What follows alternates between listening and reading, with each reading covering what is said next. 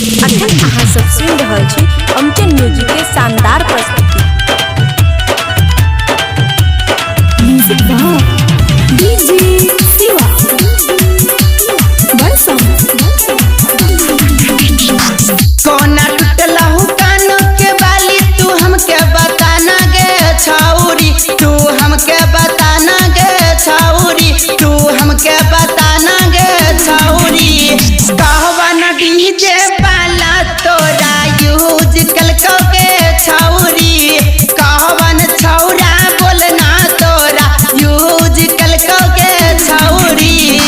कोना टूटलहु कानो के बाली तू हमके बताना गे छौरी, तू हमके बताना गे छौरी, तू हमके बताना गे छौरी।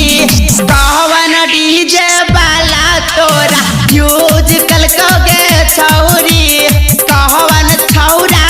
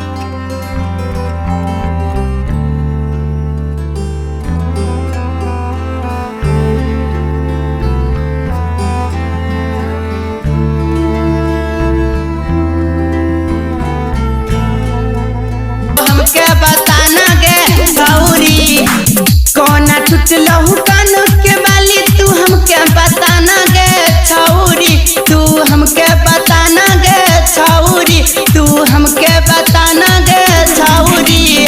कहवन डीजे वाला तोरा यूज कलको के छौरी, कहवन छौरा यूज कलको हमके बताना गे छौरी। खुशी रिकॉर्डिंग स्टूडियो बलुआहा। डीजे शिवा बरसम